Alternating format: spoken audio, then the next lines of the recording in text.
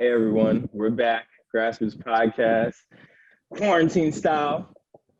We have a guest amongst us now. She's no stranger to the show. We've had our differences on and off air, but I think quarantine has brought us all together. All of us content creators are now sticking together, and so we're gonna get to the bottom of a lot of things happening in this digital era. But before we do that, be sure to subscribe. Hit the notification button. Be notified for your latest and the greatest episodes. And that's Grassroots Pod on Instagram, Twitter, Facebook, YouTube. Also, be sure to subscribe to the newsletter where you can get updates on our events, streams, and other events that we're going to be working on. That said, I am Brandon Killabh Hall. I'm Erin Ashley Simon, and make sure you log into our Discord server. We're able to talk to us about music and gaming and all sorts of things. We have a great community of people there, and that's a platform for us to all come together during this quarantine time. Yes. I'm regular Nas, looking real feral looking. Man, regular. And of course, our guest for today. Hi guys, it's your girl Mandii B, aka Full Court Pumps from the WHOREible Decisions podcast. What it do? Brandon, did you see how she peeped that had all this UK stuff over here? Look at that goddamn shirt she put on. That's blasphemy right there. Well, the funny thing is, that's literally the first thing I looked at. I said, yo, she has on a Duke sweatshirt. You know, I'm not gonna lie. I got on and I see all the banners. I'm like, no, let's do the real Blue Nation and rock out for the Cameron Crazies. And I was like, let me go put on my Blue Devils gear. I don't know who that is. Who are you? Don't do that. Last thing I know, Nas and I are so focused on the SEC. We don't know who that team is. The ACC is the team that wins, but it's okay. You know, the team that wins. It's also, okay. Don't we have like the Don't do most this. championship wins too? Here we go. Okay, I'm not. Calipari got it over. check. You know, y'all like. It's crazy though because like. Still USC Gamecocks. Oh God! Wait, no. Wait, never. Nas, how are you Michigan and Gamecocks? Get out of here! I said Don't mind the Michigan. No, but you have it on. This you is my can't- problem. Hold on, If Brandon. you ever got out of the car and Brandon, changed your this is a clothes, you wouldn't be UK here. You had that on USC last kind of thing. episode. Is it you? Wait, have you been in your car for the last week? Yes. See, Brandon, you wasn't supposed to tell anybody, and here you are. Yes. Okay? I want you to make it out the closet. I mean, out the car, man. It's crazy. It's nuts, man. Oh my God! So let's get right into it. Right, I want us to talk about how before everyone looked at technology as like such a bad thing, and then how like technology is not helping people connect, but that's the only thing that's keeping us connected and together during this time. Do you feel this is a question for everyone, do you guys feel like everyone's perception or thoughts towards technology is going to change once there's some sort of normalcy again? Mandii, what are your thoughts? I mean, I think the idea that technology was a bad thing was just for those who wanted to argue the fact that it has been a way for us to connect.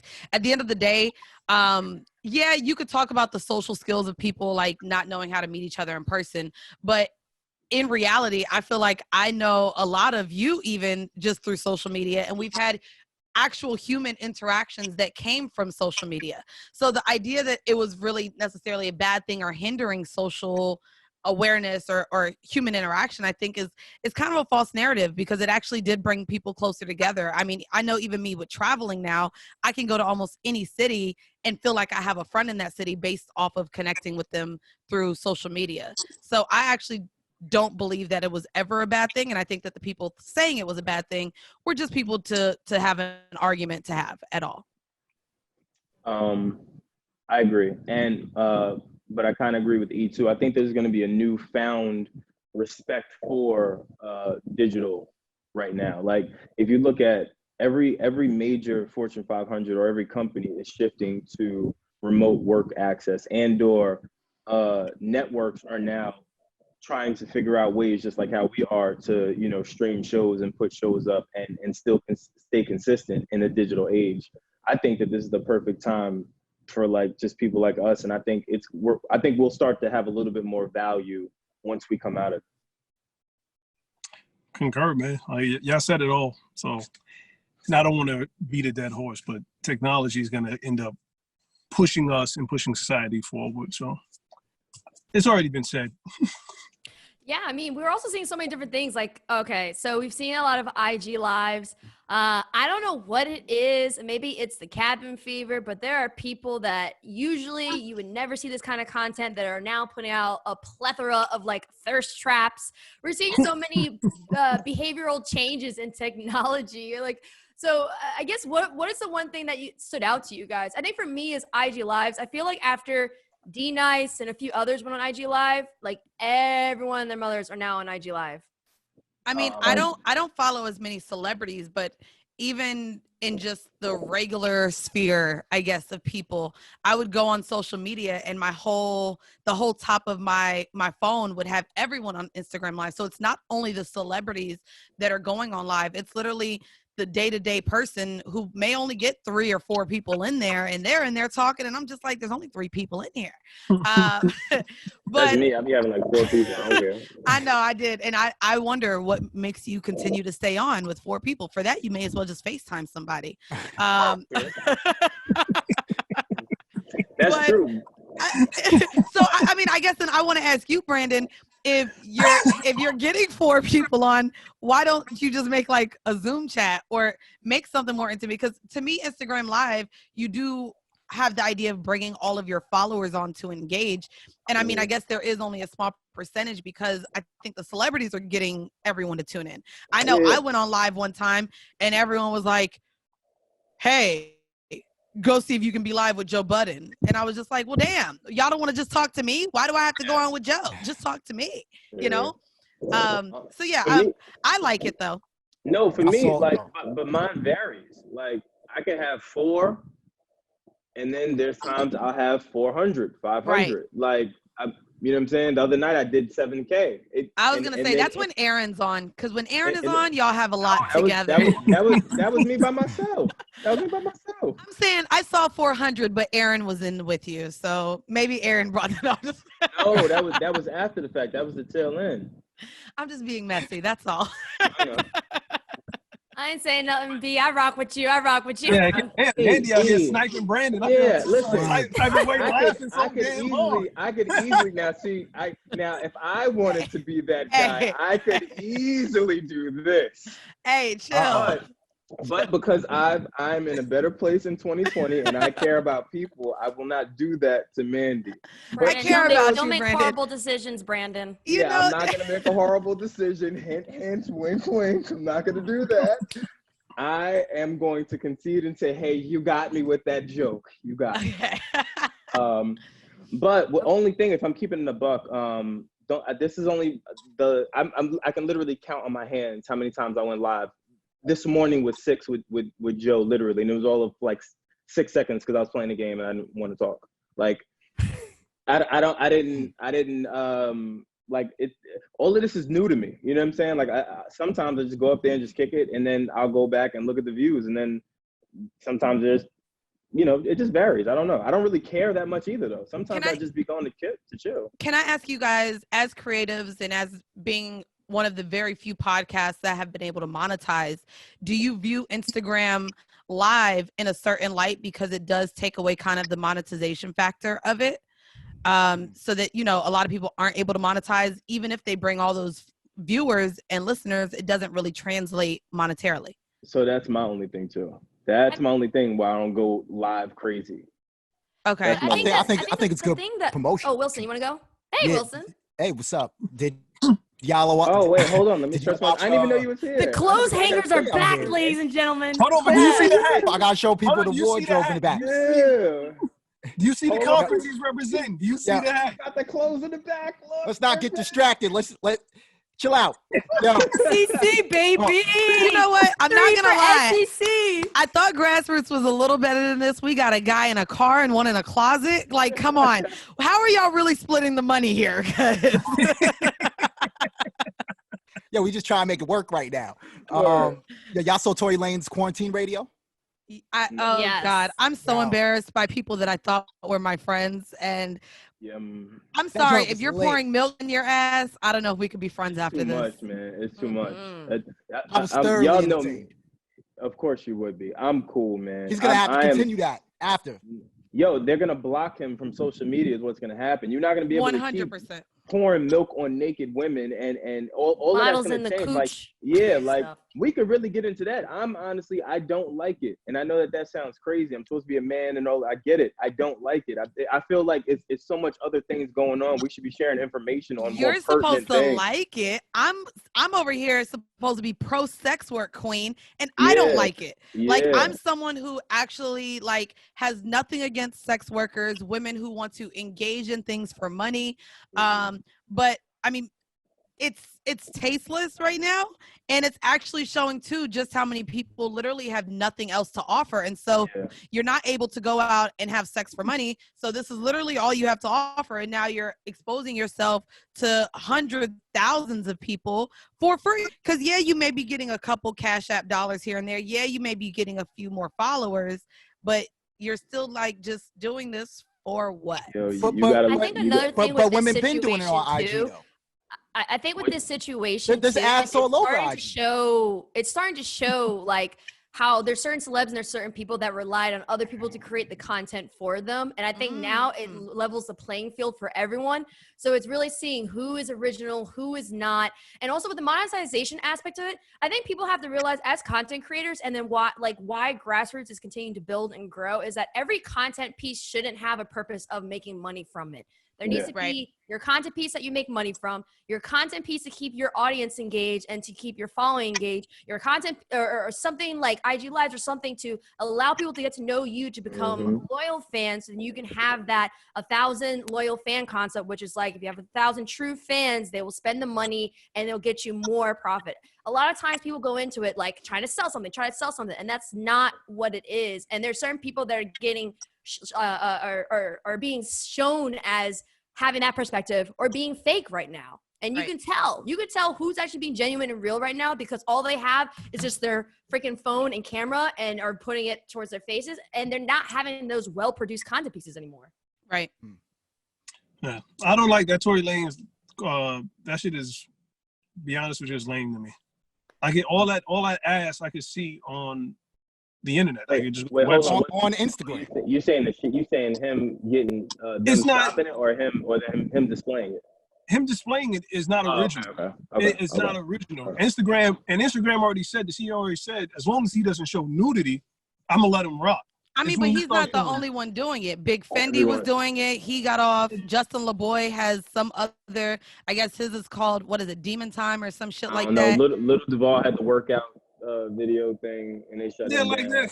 All right. Oh, you guys you have some celebrity behind your name, and you can get some of these women to do whatever you want. I can go on any porn site and see that. I don't have to go to your Instagram live. To me, it lacks creativity. It's not original. It's lame to me. So what's the other option then? That's the problem. Everyone is trying to figure it out. And that's what I was gonna say. Yeah, like how, even when you said, go ahead, Brendan. Oh no, I was gonna say just even Erin, you talked about like creating content with with good production. I'll be honest to you, I don't have a team. So like even with me, like there's another show that I've kind of had to put on hold because we had the idea of having a set, a camera person, someone to mic us up and things like that. And in reality, you can't really have that in this space because we all are practicing social distancing. Like, look at all of us. You have a guy in his closet in his car because we can't all meet up at the same spot. Man, you're taking a lot of shots out here.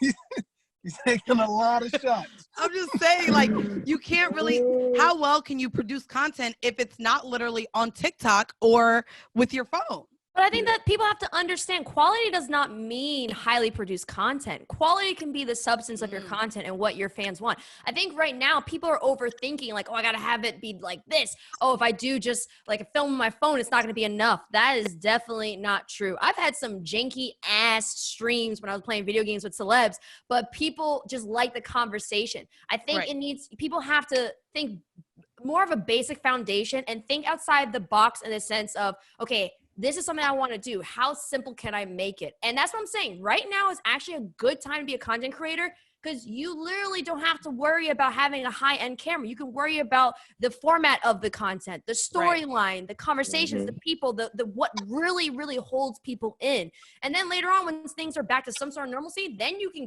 make it high quality, or you can buy more equipment bit by bit. But I think that's the problem, is like, people think that the way of content right now has to be like a 4K camera and stuff. And that's not true at all. Right. What if, and I'm just saying this because we're just talking about him, Tory Lanez, right? As an artist, what if he went on live and just asked people, send me your submissions, sing for me, rap for me. I want to jump on some of these undiscovered artist records and do that through live instead of what he's doing. I'm just using him as an example because we were just speaking about him. I'm not well, that's what I do. Sex sells. He also had a mixtape dropping that night. And by me watching that, I heard him say that. I went and I downloaded it. Was it good? Yeah, I like it. I heard it's good. Yeah, it's dope. Better reviews. Dope. Yeah, it's dope. It's dope. So, but I just feel like it's gimmicky. I feel like I'm saying you asked me what the alternative was. And he was also funny. Let's not diminish him in that way. His personality, he was pretty funny on those lives.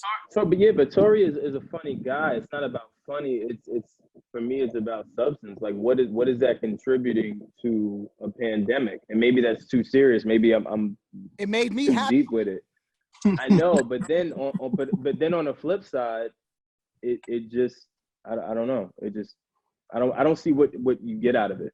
Like, once in a while, cool. Like on a Friday night or whatever, like, cool. Like, if you even if it was done like how D-Nice does his, where he just random is like, yo, I'm going live. Cool. So you feel like there's a difference between you going to a strip club and you watching Tory Lanez's IG quarantine radio? In this climate, yes. I'm not going to a strip club in COVID. Well, we can't right now, but that's my point. That's my point. And even if I could, I wouldn't, because what does that serve me right now in COVID land? Okay, well, so if there was no COVID going on, it'd be fine what he's doing. Clearly, yeah. I mean, okay. That shit is all. That all happens regardless, right?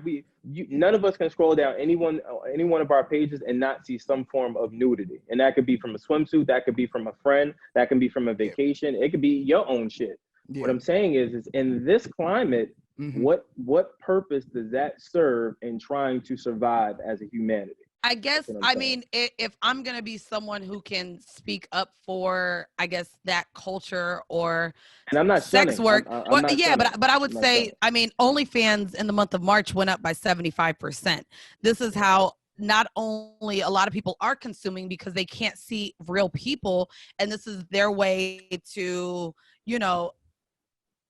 I guess, get a little horny and touch on themselves. For the women, this is the way that they're making money, because you have the girls that can't go to the strip club anymore. Okay. You have the girls that can't get flown out anymore. So as far as for a purpose, I know that, yes, at the end of the day, this does transcend for money for them. So yes, I get it for them. But just as far as the overall climate, it's just like, it's not really needed. Like, not to the point where I'm on Instagram and it's literally what I'm seeing. And mind you, there's no age limits on Instagram. So it's, once again, for all of the kids who are at home, also on their devices because they're no longer in school, it's opening up this shit on platforms that you normally wouldn't think your child could see a girl busting it wide open or sticking bottles in her pussy. But now it's on this platform that, although you may follow Tory Lanez because you like his music, now you're seeing something else. And now it's the parents having to find, this is what the children are seeing on their shit now. Yeah, even on a basic level, like I've been seeing, and this is like no shade to any of the people that I know, but like I've also even seen like certain friends on Instagram, on Insta stories and stuff, posting content of themselves wearing little clothes, and that's like something that they usually don't do. And I think also another thing to keep in mind is just everyone deals with traumatic experiences in different ways, and some people, their way of dealing with their loneliness, being at home by themselves or anything like that, is to post this kind of content. Now it's not the content that I've seen, even from like the thirst traps, quote unquote, haven't been anything where it's like, oh, they're fully naked, but it just seems a little out of character in terms of people that I personally know and from what I see. But I also have to remind myself that some people deal with traumatic experiences or traumatic moments with humor. And some people are telling mad jokes right now. Sometimes people think it's out of taste. It's tasteless. Some people, just are on. There are people who are literally on Bumble and dating apps right now just so they can Just have for a attention. interaction. Yep. You know, so everyone is not going about it in the normal way that they do, and they're trying to find healthy ways and healthy outlets to do it. And some of it is just showing off a little skin, you know. So here's the other thing I thought about too. Is it that we're looking at it excessively because we now have time to actually look at it? Because I don't know about y'all. I haven't looked at my phone this much in a very, very long time, where I'm just like this, just because there's nothing to do. Like, you're either getting news updates, or you're getting a feed update, or you're just in your phone because you're bored. So do you think it's a little bit of that? Like, now that we have time to actually focus in on what type of content we're actually consuming, now we have a problem with it. You get what I'm saying? I'll be honest. I think that as content creators, I'm on my phone often anyways, whether I'm creating something on Canva, whether I'm on the timeline engaging on Twitter, whether I'm finding a new way, you know, maybe new highlights for my Instagram story, or posting to my story, or going live. I feel like I've constantly been on my phone. So it's not anything, but I do see just more things coming across the timeline as is. I don't think that I've gotten on my phone any more than what I was. Maybe more actually phone conversations. I actually hate talking on the phone, and I normally only talk on the phone when I'm commuting. But because I'm not even commuting in between places anymore, I'm like, fuck, let me sit on my couch and call someone. Because I normally actually don't like, once I'm home, I like to disconnect from the world. Yeah. As far as on my phone, I'll scroll, or that'll be my TV time. But now, goddamn, I'm on my phone. I'm watching TV. Like, so, you know. I have a question for you guys. I've noticed that, you know, I feel like during this time, especially when we all have quote unquote broken relationships, we all have friendships that have ended before, or troubling relationships with different people. Do you feel like this time has allowed, or at least for you guys, has this time made you think about fixing those relationships? Has this time made you become closer to certain friends, or become closer to certain people that you wouldn't expect to? Because I've had people reach out to me to see how I'm doing and talking to me, and they're not people that I even before that I was talking to all the time. And I feel like my relationships with certain people, I've developed new relationships. I feel like certain relationships have gotten bigger and stronger, and I also feel like certain relationships right now are a little bit on halt, but it's understandable with what everyone's going through.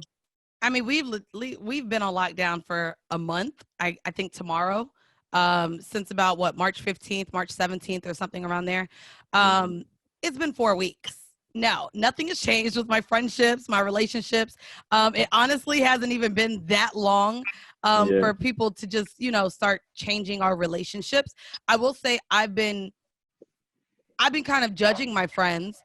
This is a pandemic. And so my friends that are taking this lightly, or still like not doing social distancing, or the friends that are continuing to go out despite what the government says, I'm like, bitch, do you not want to be my friend anymore? Because you're the reason why I'm not having a summer. So I literally am just continuously having the conversations with people who I feel like aren't taking this as serious. But I think it's only been a month. I'm not going. It's still been fairly early. So what about for yourself? Have you had any like self-growth or self-analysis? Because that's what I feel like I'm turning into a butterfly out here. Okay. I'm really growing. It has me thinking a lot about what I've been doing and what I'm gonna do when I come out of this. So can I ask you then, before we get into maybe no, I want to ask him like what his self-growth. He just called himself a butterfly. He did. Into one. Why not? Respect my man's metamorphosis, man. Right. I was about to say. The closet is changing him, man. I was about to say his cocoon is in the closet. It's a cocoon. Yeah. Oh, so oh, you trying to say I'm a moth? Right now, you're a moth right now.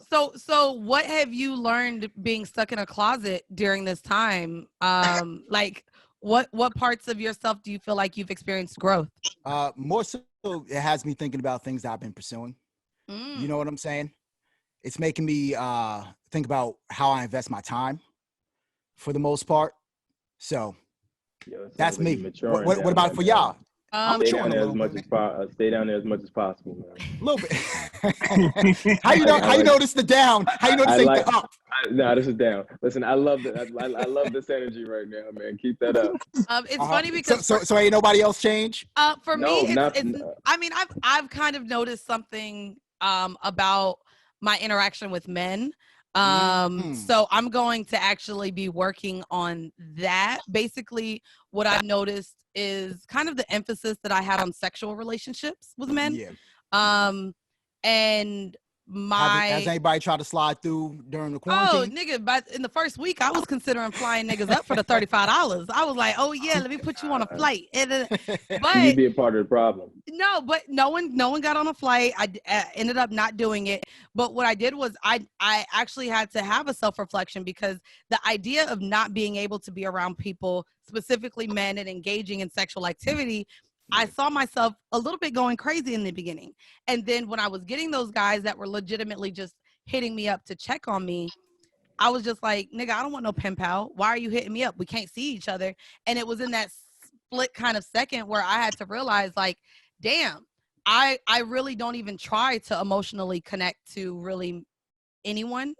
And it's just like, if I'm not able to get sex out of you, or maybe a trip or something like that, I feel like I'm getting out of it, then I really don't want anything out of you.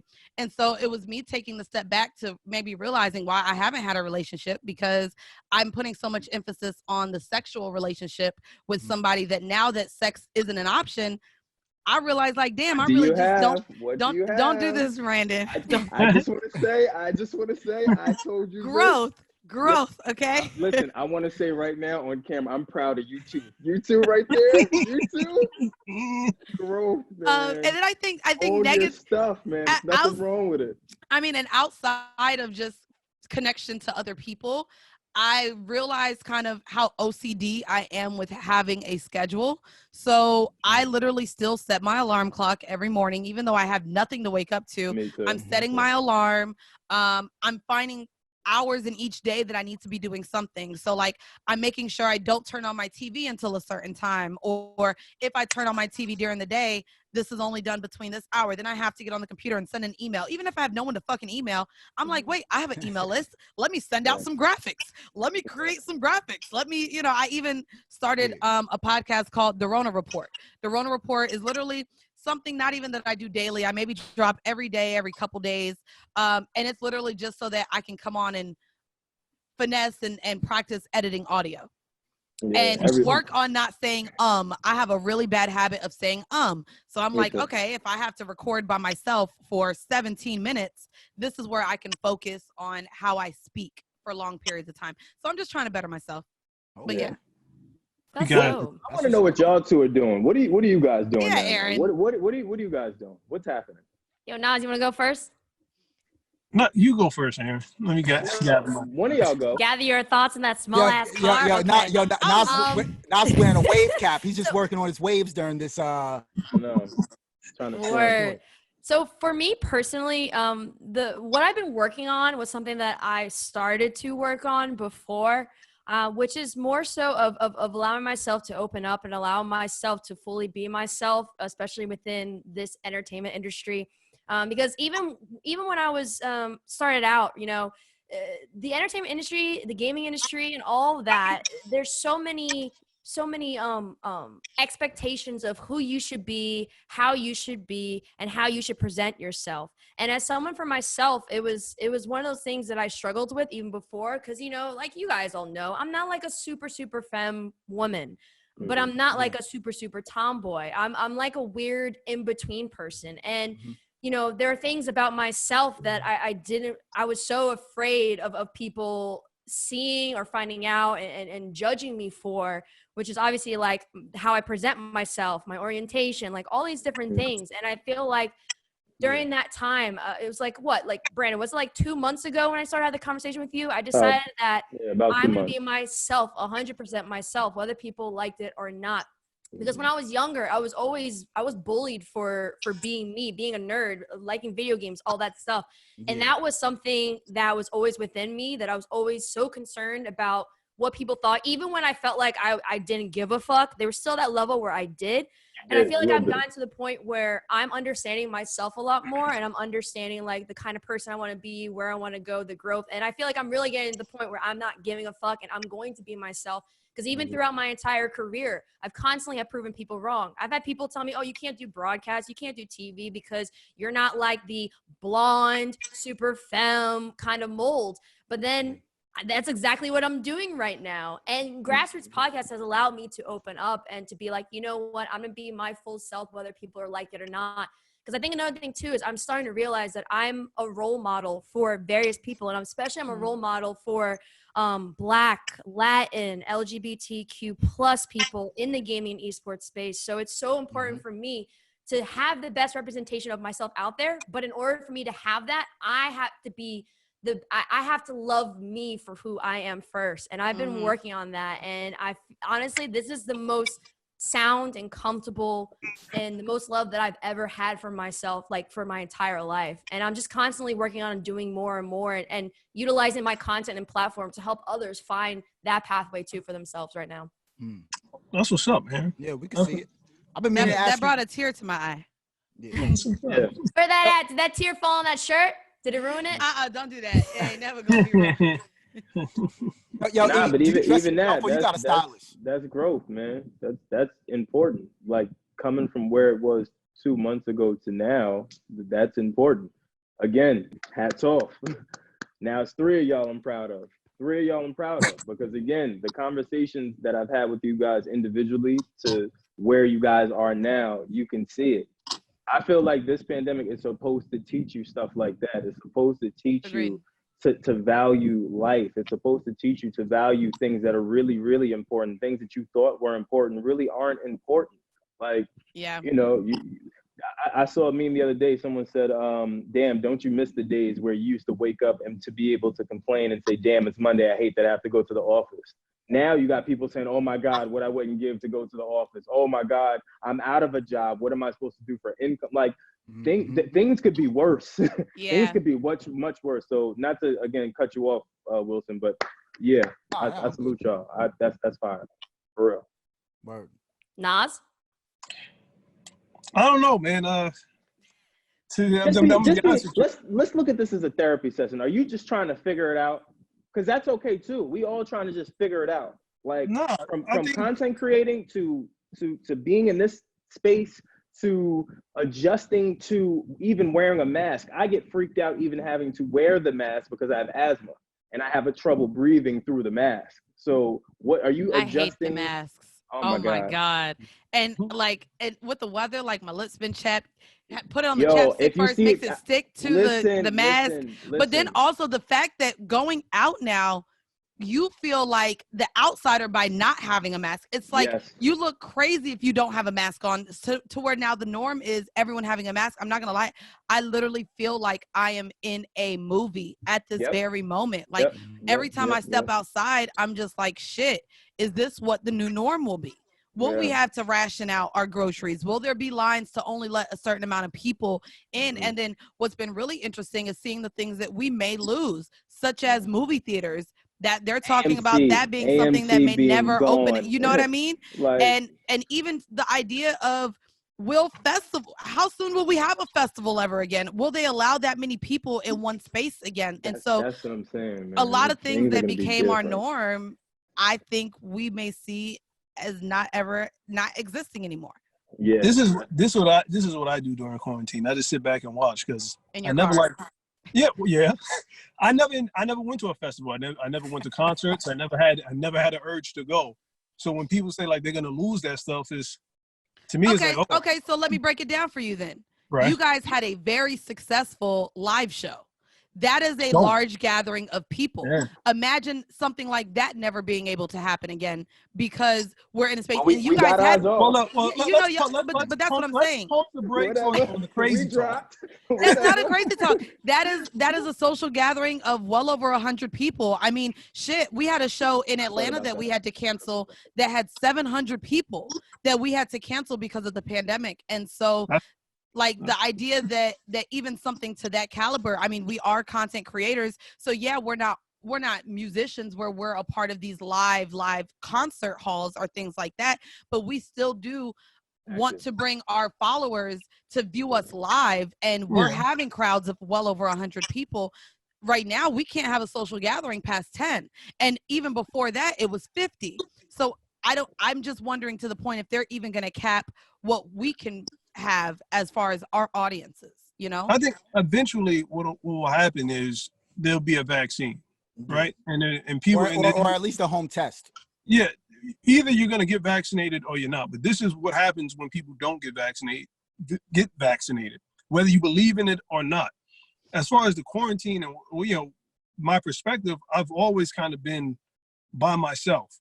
I never really liked hanging out with people. So my adjustment more so is being around my wife and my children. Although I love them, I really, really, truly value my personal space more than ever. That's why he's in his car. I'm just being honest. Like, when people say, like, damn, I wish I could go out here. I was always comfortable going home and being by myself and being, you know, a hermit. I didn't need that social interaction. Like, my brother is dying. Oh, I'm dying. My mom is like, they need that. Oh, I need to be around people. I need. And my mother's going out, and she's the exact person who the government tells to sit the fuck down, right? Because she has an immune deficiency issue. Yeah. But her ass is out, you know, she's moving and grooving. Tell her sit down, man. It ain't no joke. Sit her ass down. It ain't no joke. I'm telling you. I can say that until I'm blue in the face. And everybody in the family has told her. But she needs that interaction. No, and this isn't about your mom, but I mean, I'll say for people like that, I think more than anything, we're seeing the selfishness of specifically the American people. Like people whose birthdays are passing and they still feel like, well, it's my birthday, so I'm not going to let this stop me from having a party, or like, so it's really the selfishness, because even, and unfortunately, she's someone who this could negatively affect, but I know specifically to the younger people who feel like they're healthy and they'll just get through it like a common cold. They're not seeing how if they have it and they pass it to someone who has children or family members with immunodeficiency issues, like why this is the way it is. I don't know. A lot of people are selfish, bro. I also think that people who aren't around the New York City area don't fully understand. Because it's like, for us, we know people who have members who died from this. Like, literally, I think the other day it was like 700 deaths.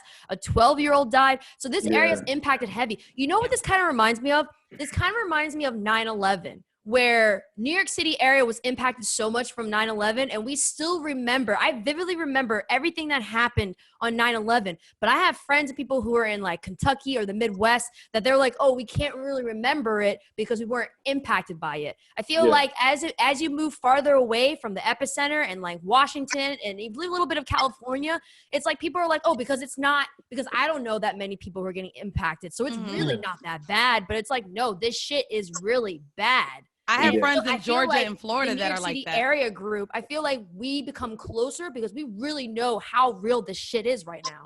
Yeah. I have a lot of people that have hit me, reached out from like California, all over the place, and they all either say, hey, is it really as bad as they say it is? Or, hey, how are you guys doing? We know it's really bad over there. Like, I've never gotten like, hey, it's not that serious over there. Like, so when you see those people that don't take it seriously, a lot of times you'll have those cases where, again, like the ball player from, I can't think of the name, from the NBA, where he didn't take it serious. You know what I'm saying? Rudy Gobert. Never forget that man's name. Yeah, never like, forget. And let me be clear, not shunning him, because again, like I said, nobody knew it was really serious at that time. And that's what I'm saying. I was the same thing. I looked at that press conference and laughed, but then again, now seeing the seriousness of it, you'll never see me laugh again. I may even go and have a conversation with someone and say, hey, look, this is serious. You may want to be a little bit more careful, because you playing and touching a doorknob thinking it's a joke, you could go and infect 20 people, and then what? You got to live with it.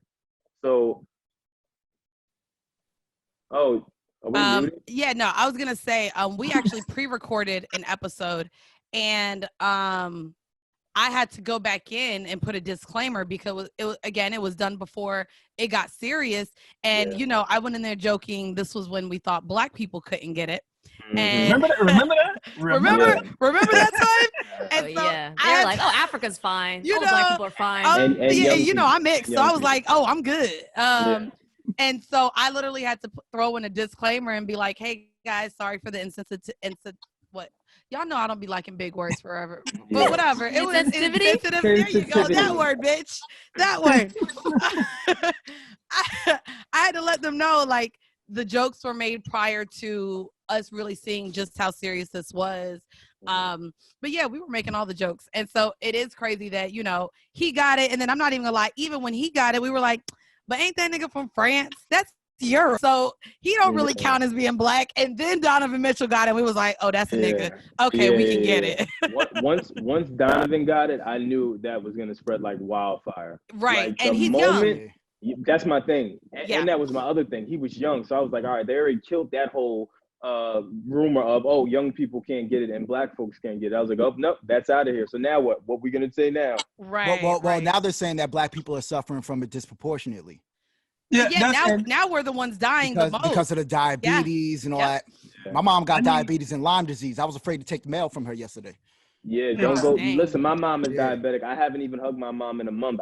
She'll be on the whole other side of the room. Like, don't. It's like I go to check in and stay there, but no, keep it light. I need to know what side of the fence these conspiracy people are on. Because at the beginning of this is black people can't get it, and I'm black, I'm good. Well, and now it's like, well, the government did it to kill all the black people. It's like, yo, fam, well, I need.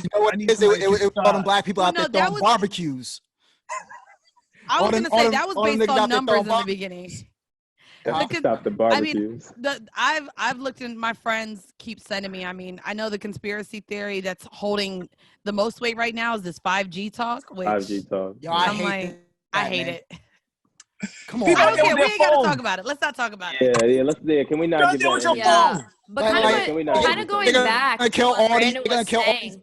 Like I hugged my mom for the first time today. I was so afraid to hug her because coming from New York to where my parents are, my mom has health issues. I was afraid to be around her. I'm still afraid to be around her, even though I try not to leave the house as much. I step out occasionally, but I try not to leave it as much because I'm so fearful of her getting it. Because if she gets it, like, it's over, right? Because she has so many health problems. And it's just even the simplest things like hugs, I think we take for granted. Like I posted what was that thing I posted the other day where it's like, I don't know if I need an XL coffee, a hug, 6 shots of vodka, or like something else right now. Like, I feel like I need all the above. Yeah. Oh, well, I've been doing the coffee and 6 shots a day in my house. So I got my bar is lit. I've been drinking. I ain't even gonna hold you. Yeah. The liquor is still flowing in this house, baby. Wait, so are we gonna take a shot for my birthday then? Oh, let's do it. I'm with it. Next Well, actually, look, I'm at my desk right now. Look, there's a shot glass right at my I desk. was about to say, I'll go get a shot right now. Yeah, I'll have to grab it. Well, I was thinking, this episode's dropping on Tuesday, so tomorrow, which will be Wednesday, we're doing shots. Yeah, Wednesday we're doing shots. This is the idea that I had. Yo, could we do like a live, like grassroots, like drinking game with people? Is that possible? So with our patrons, I actually played a game of Never Have I Ever. And everyone like had to put up their hand. And if you did do it, we were looking for the biggest hoe. So if you did do it, you put your finger down and you still had to drink. So if you was a big hoe, you got drunk. If you ain't do nothing, we was like, nah, you can't come again. You can't play no more. We're looking for the big hoe. So much substance talk to go to looking for the biggest hoe. It was fun. It was fun. You know what? I actually wouldn't mind having, like, it doesn't have to even be like a shots like Never Have I Ever, but even just having like a happy hour with our supporters where we get some drinks, we allow them to ask us questions, we chat, we have a good time. Maybe we can figure out something fun to do. But I think that will definitely work. I've been starting to do like quote unquote happy hours with my friends, even my coworkers now and then. Like, we have scheduled hangouts every week. Wow. We come in and we talk with each other. Yeah. Nah, I be drinking starting at 11. Once I feel like, okay, I'm up and out and about, let me pour me a glass of wine. I don't know what time it is. Me like, neither. I had a beer for breakfast. Like, I don't, like, it's whatever. By the way, last episode I felt a little bit alcohol shamed because it was like 3 p.m. and I already had a little bit of whiskey, and they was asking me what I was drinking. I was like, whoa. It's because you came on drunk. You stumbled. The mic tipped. Like, it was a lot happening. It was a lot happening. You know, I'm gonna let you rock because that's funny. But that's not true. Just let me rock. Just let me rock. The story is way better that way. Yeah, you put it. It's 3:00 on a Sunday. You're allowed to drink. Yeah, I agree. Yeah, absolutely. brunch I'm not gonna lie. I In was my house. I was Yeah, 2 vodka yeah, soda okay. limes in, and so I actually took a nap at 1 and woke up just for this recording. So I done already got drunk and fell out today. Well, no, already. again, y'all was cracking on me when I came on. Y'all was like, I look crazy, but I was like, yeah, I don't care. I'm slumming it in my house. I shaved for the first time yesterday. Like, I don't care. I don't know. Like, I literally yesterday thought that yesterday was Friday for a good portion of the day. Like, dead ass, I missed a meeting. Like, I'm dead serious. All jokes aside, I'm starting to mess with what me. bet? What bet do we have to make you grow a Ross beard, man? I'm tired of this. I'm tired of this trimmed up beard that you always got. Why does everyone keep asking me to Nah, man. You gotta grow a Ross, bro. Oh, Brandon I don't froze. know. Brandon, do you? Conveniently. Do you? Brandon got to stop stealing his neighbor's Wi-Fi. I ain't even gonna hold you. Like, Jesus. Brandon's Wi-Fi is trash. It's so trash. He's the only one that's been lagging. Now he's frozen. It took him forever to get on. Like, come on, Brandon. You're supposed to be the star here, man. We really got to talk about these percentages and how they're broken down. Streaming from a loaf of bread. Come on, man. You know what's funny though? He's stuck. The way that he's stuck, it looks like he's smirking at all y'all right now. I know. I can't see anything. I'm on the phone, so. My sense of time has been completely lost. Like I've been trying to schedule everything on my calendar just so I know what day and what is going on. Everything from, okay, this is the meeting I have to have, the call that I have to have. This is when I need to stream. I even schedule time saying, hey, get your ass up and go make lunch. Like, I feel like I have to schedule everything just so I even know what time it is, what day it is, because everything just feels like a blur at this point. Well, you have to, because you go, if you lose yourself, if you're just home, like with my job, I have to go out, right? But if you're home and you just been home all day, every day, and you have all these virtual meetings, you can kind of get lost in that. But I want to go back to something real quick. Movie theaters might be going away. Yeah, you didn't hear that? Possibly. AMC doesn't have enough credit to sustain during this time, and so they may eventually, kind of like American Apparel and things that we didn't think would ever go, they file for bankruptcy, and so it may be something to where it may never come back. Don't say like that. The whole idea of movie theaters. Yeah, man. I can see that can go like Blockbuster, because now we got Netflix, we got Hulu, we got everything, man. Everything is streaming now, and I'm not even lying. It always amazes me how quick movies come out after being in the theater. Like, be like, yo, this movie just came out, and I'm on a Delta flight, and nigga, now I can watch it for free during my flight. I'm like, this shit just came out like 2 months ago. Yeah, when I was a kid, OD expensive though. That's the problem. Word. People be sneaking snacks in now because that shit's like $30 for popcorn. Like, it is. Yeah, it's crazy. You have to. Actors are getting $15-20 million a movie, so they have to make up the money somehow. You got a big budget project that's $300-400 million. You gonna charge somebody $6 to get in the movie theater? I heard that's where the money really comes from, though, is the concession stand. Allegedly. Yeah. Really? I don't know how that works. Yeah, I mean, but in New York, like, even if you go to a bootleg like the Magic Johnson Theater here in New York, an adult ticket is damn near $20 a ticket to see a movie now. Yeah. It's not $6. Even matinee, I think, is like $12. So I'm it's just really definitely sad, not though, cheap man. here. I'm really sad because I enjoy going to the movies. So do I. Yeah, I mean, the movies are cool. I don't think it's gonna go away though. I think once this whole entire thing clears up, you're gonna have like movie theaters and whatnot. Because it's a place for cheap dates, place to bring your kids. That is not a cheap date. Hold on. Not You might as anymore. well FaceTime and Netflix. I was about in comparison to dinner? Actually, there's a lot of movie theaters now that now offer meals while you're there. But That's like, true. but like, I'm not gonna lie to you. fire. But Wilson, we're not high schoolers. Who's going on a movie date as a first date? Like, I want to be able to talk to you if we're on a date. Well, you just now threw out first, and now that you're talking about me and you being on a date. I think hold on, because since we're talking about me and you being on a date, I think I saw you in the Forbes magazine. Don't do that. I Did wish I I see was in you- Forbes. I Did wish I see you was in Forbes? I Something wish I was in Forbes. 500,000 something? Nope, none of What the that. fuck? Yeah, Nah. Mandy is doing big Cause things. because right Mandy now, is doing big things. Mandy, girl, you looking good as Oprah's bank account. Chill. But you right know now. what? I'll tell you, I don't care how much money I make. I'm still one of these women who the man is going to pay for everything. At least for our first 10 dates. If you want to I'm The broke first if I'm 10? with a man. Hold- First 10 before I The offer for a first date. Hold on, time out. Wait, Hold on, 10? time out. Are you at least, hold on, that's cool. But are you at least offering to pay the tip? Offering to pay what?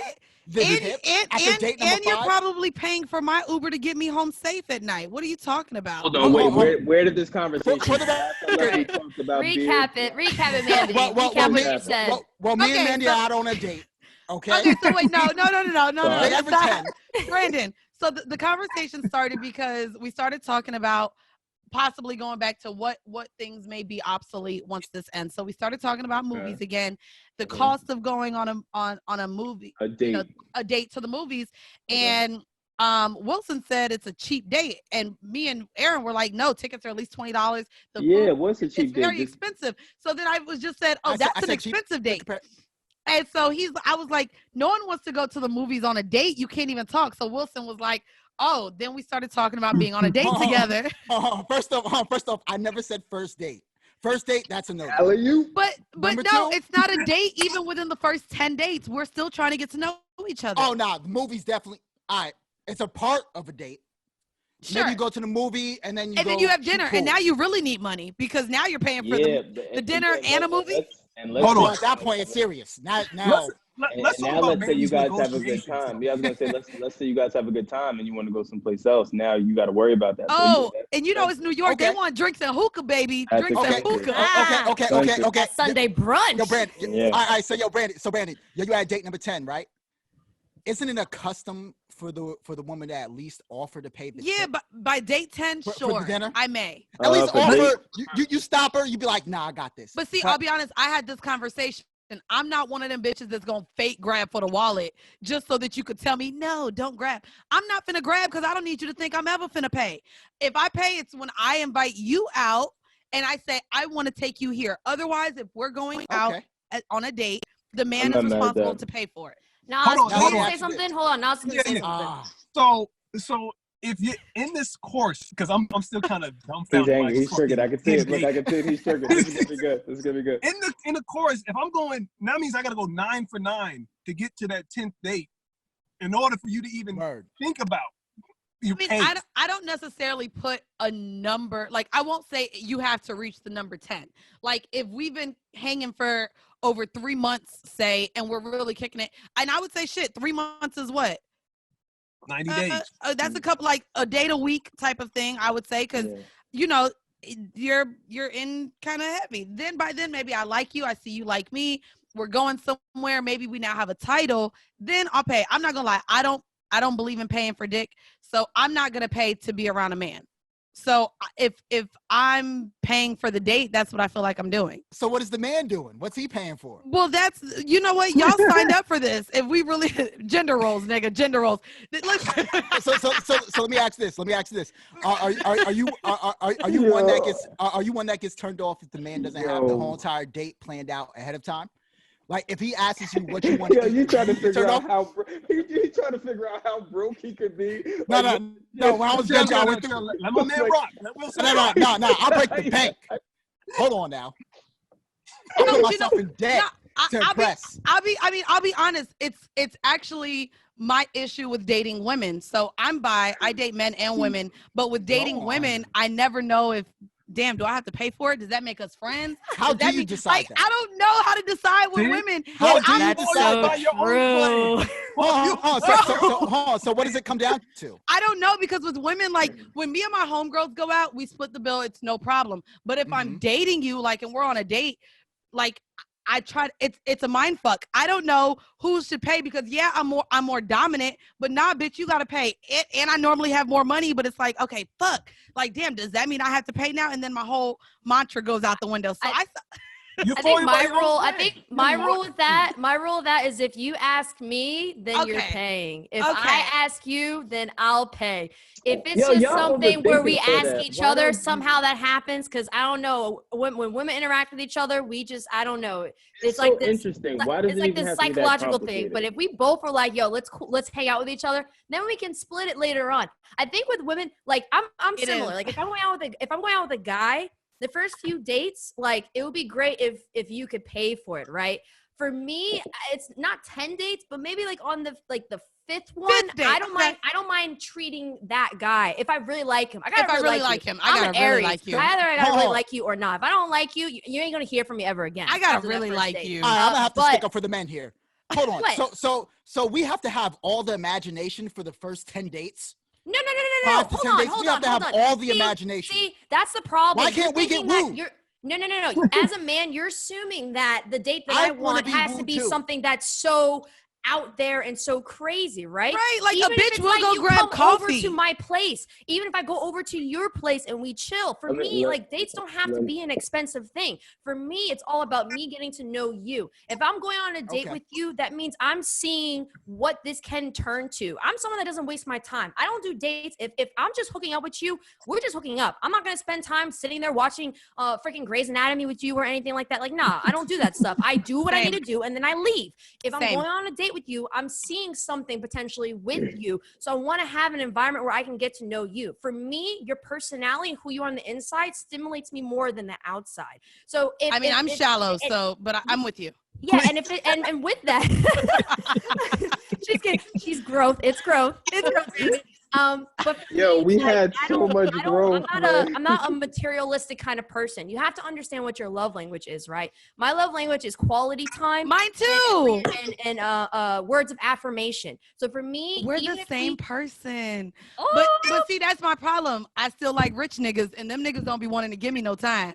It's on their time or none, which is why like I value time so much. It's not even about the gifts or like, and Wylson, I was hoping you weren't going to take this into like the whole $200 date thing. This isn't like, it doesn't matter how much the person spends, but yeah, like Erin's saying, it's just showing effort.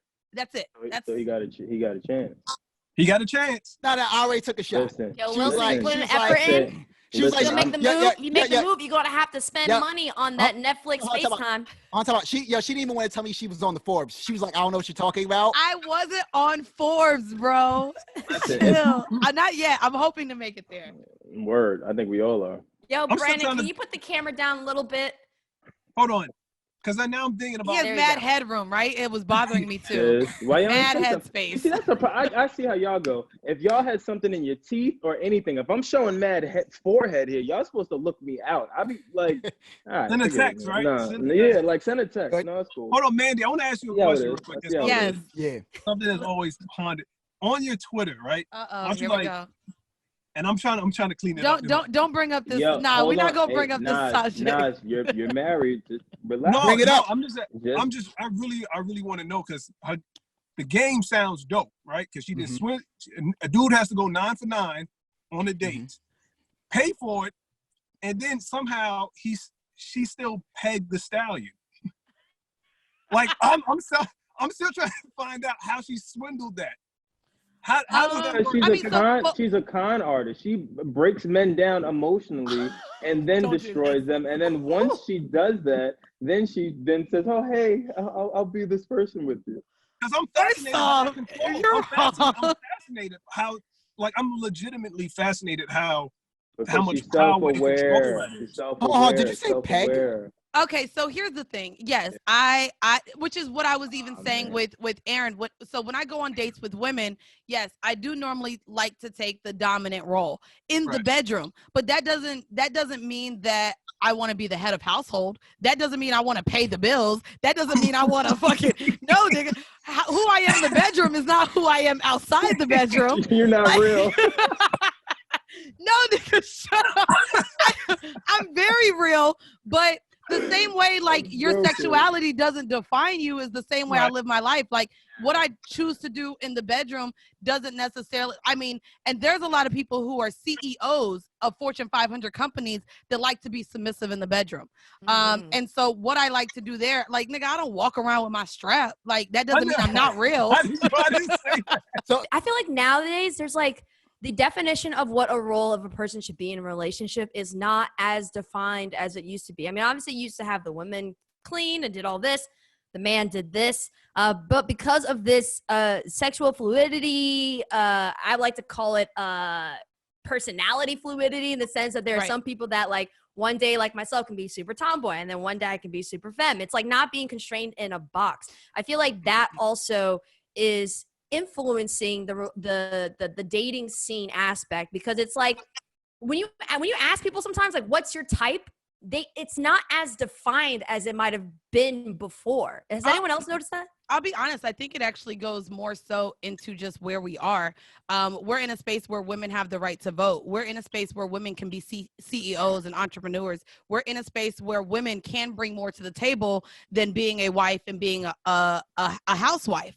And so you have kind of, even what we were talking about, you know, with where Wylson and Nas were trying to take this, the fact that I do make a certain amount of money, why am I not paying for the date if, say, I do make more than the man that I'm on a date with? So you now have kind of just the social construct of women being bosses, women being able to hold their weight, having their own homes, their own cars, and being able to stand on their 2 feet without needing a man. And I think if you go back into time of dating, women needed men. And I will say, outside of maybe in the bedroom, that's not necessarily the case anymore. Women can stand on their own 2 feet. I just want to say that I think that, just because I know all of you and know how you all think, I'll say that you guys are all kind of saying the same thing. I just think that it's overthought, meaning you guys go into it thinking that the guy thinks that you need him, when that's not the case. The guy just could genuinely just be going into it saying, hey, I like you. But because you went through so many things, you've built this up in your head. So every time you go to engage, and this is for a guy and a girl, every time you go to engage, you then say, well, you already have this constraint. Well, no, look, we have to go on 9 dates before I even consider. Like, you're already setting everything up for failure, just in my perception, rather than letting things flow naturally. Just my 2 piece. I don't think that's just a us thing or women thing. I think that's a people thing. That's what I said. I said man and woman. I said man and woman. I'm not just women. Okay. Well, yeah, it's definitely a people thing. We ourselves go off of based off of our previous experience. A lot of times too, when people go into new relationships or new situations, they go off of it based off of what happened to them before, instead of treating that person as a whole new slate. And that's just a habit that we all have. And that also contributes to the habits that we have in relationships. And also another thing too is, I think that people don't spend the time to notice the patterns that they have, especially the toxic patterns that they have in relationships, and understand where that comes from in order to fix it. Because we always say, we as people, we always look at everyone else and say, oh, like, the reason the relationship didn't work is because of that person. It's because of that person. Sometimes we have to take a step back and be like, okay, maybe I'm the one that caused it to end. Maybe I'm like, what am I doing wrong?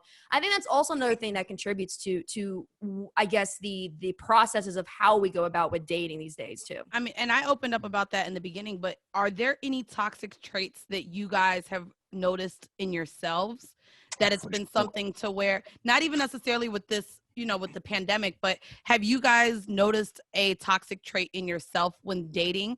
And if so, what was it, and how did you change from exhibiting that toxic trait? I guess can we start with Brandon? Can I hear from Brandon? I wouldn't have no information on this. What? So you're just not toxic at all? You've never had a toxic trait? Do I have a toxic trait? Yeah, He's but very toxic. I don't know that I want to. I'm not very toxic at all. I'm actually very positive. I don't know that I want to give that to you and the audience. That's my God.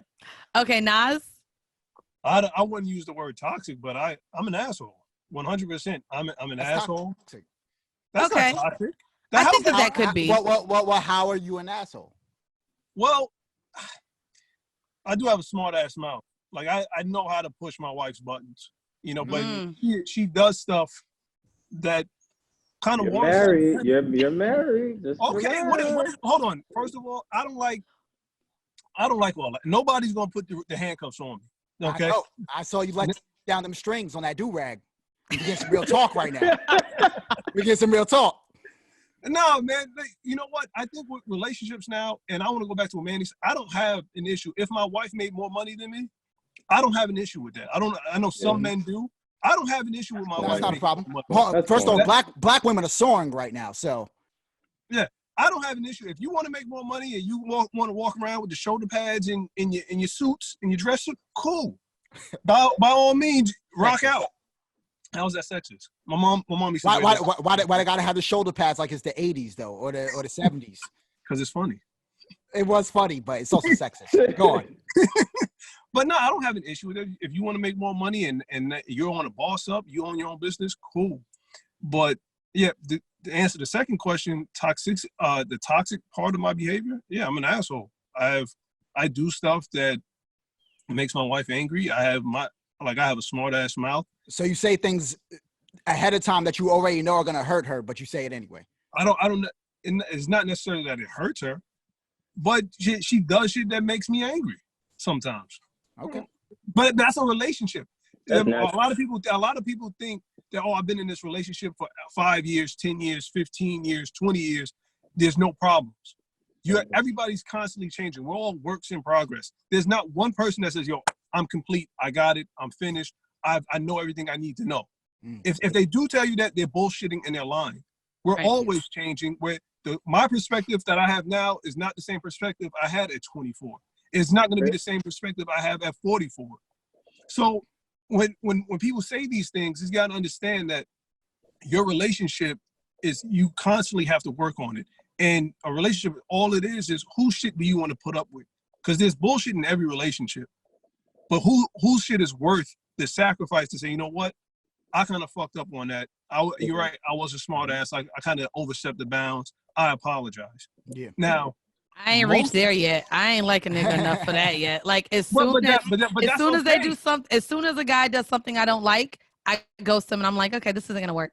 But that's okay. What's the type of stuff that you don't like though? Oh my God! Like, is it petty or is it like? It could be like if we made plans and Nah, I mean, I don't ask. Like, if I'm not exclusive with someone, I'm not asking them who their other partners are. If we're all in a space where we're dating, I'm too busy to worry about what you're doing when you're not with me. I do, like, I'll cut somebody off. To me, signs of disrespect, like you saying, you not responding to something, I think in a timely manner, or you shifting how you're operating, or like, say we have plans and right before our plans, you call me to reschedule because of whatever. Like, now you're inconsiderate of my time. Like, so I don't like cancellations of last minute. I don't like rescheduling. Let me ask you. I have a quick question, and again, I'm just trying to play the mediator here, Go right? ahead. You're a content creator, correct? Yes. You travel a lot, correct?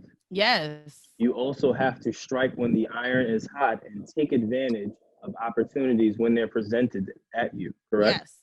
That said, if you are on a date and Hov says, yo, I need you to get up from that table and come do an hour-long interview exclusively with me, what are you doing? So, see, but what you're bringing... I'm just asking a question. Oh, you said Hov? Yeah, no. I mean... Or your person of choice. It could be fucking anybody, honestly. Yeah, or your person of choice. I mean, to me, I'll be honest with you, I don't date other content creators. So I'm not that. I'm saying a regular date. No. I'm talking about just No, but that's what I'm saying. Like, to me, no, I'm not talking about once we're on a date and something comes up. Like, there's nothing that I can't control that. But I've had someone to where I was dating. I let them know the times I'm in town and we would plan a date and then he got tired.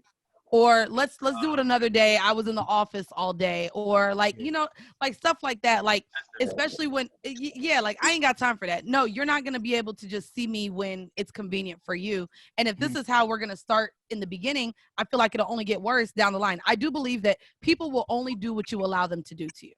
True. Quick question for you, Mandii. Quick question. And this is no shade at all for you, No. but do those situations make you realize maybe that the men that you're selecting or the women you're selecting, the habits of who you select is something you need to fix? No, because that's the thing. Like when I say these things, this is my experience, but I have a ton of girlfriends, okay? And I'm not the only one that's dealing with these things. So I could understand, and honestly, I could see if maybe I was only choosing one type of guy. The guy that I'm talking about right now works on Wall Street. The last guy I was dealing with was a professional athlete. The guy before him works in the government. So I can't even say that I'm choosing. Yeah, you got the cure. You said what? Yo. Yo, chill. Yo, you better holler at him real quick. We gotta get on that line for that vaccine. No, Listen. honestly, like even a guy when I just went Saks, I went to some event. I think Brandon, I may have invited you. It was Vic Mensa was performing. Yeah, The guy that I met there works for the United Nations. Like, so even like every guy that's in my phone, Yo, I you wouldn't say that. a diplomat. Nah, legit. Like, so like Unite the Yo, you nations. real. Nah, that's a quiet stunt. That's a quiet stunt. you know, so I just need you to know, like, Wall Street, nah, literally, like professional. they're all like, but they all have different backgrounds. They're from different countries. They're from different states. So I can't even That's tell you cool. that my guys are in a mold. Like, are they handsome looking? Yes. Do they have money? Yes. But as far as like why they would all act the same, that's not, there's no reason. So it's not even who I select. It's literally like, damn, I still ain't got one that I even really like yet, or that works with me and my schedule. And that's the thing too. Like I was just on a tour. I was touring since November, to where I was literally out of town every week, if not every other week. So if I want someone local, you can only see me when I'm in town. Otherwise, I need you to be able to meet me in another city. And, you know, so it just becomes, dating is hard as fuck. It's especially hard when you're like a content creator and you have such a big exposure. I think that most people will never understand the schedules and things that we go through. And even for people who are in the entertainment and content creating space, there still is a little, the things that we all crave for in terms of having the quality time, being around each other. I think like it's something that even still across the board, it's just something that is just not fully understood.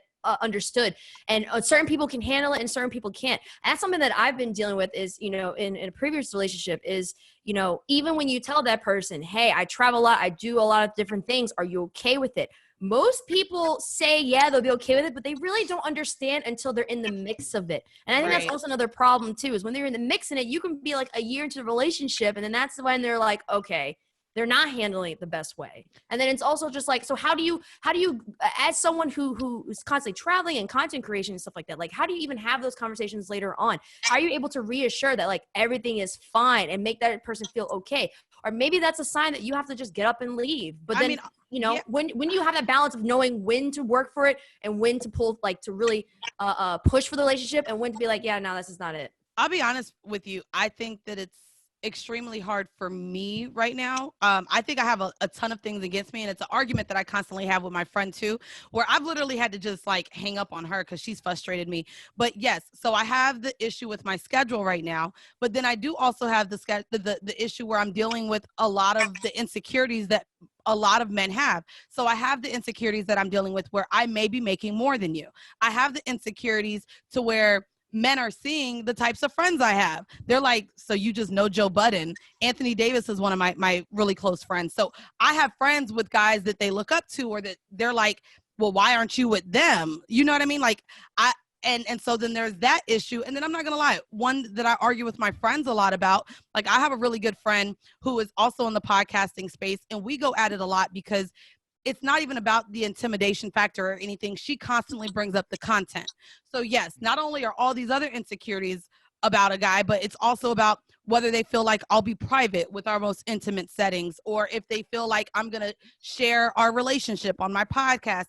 And then also being with a guy who's strong enough to be with a woman who's open about sexuality.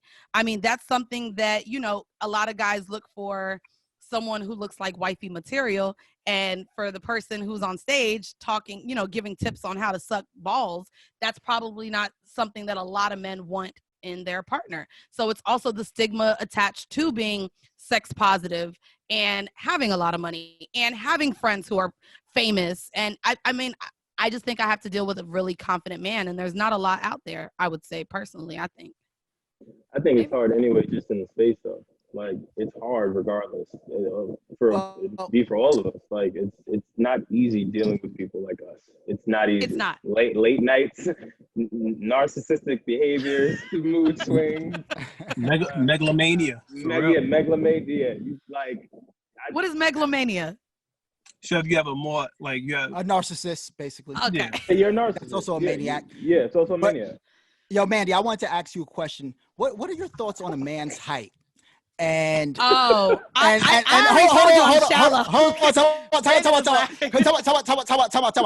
because I don't want you to think that this is a loaded question, but I want to let you know that I am 5'8", the same height as Nas, Eminem, and Kanye West, all the greats.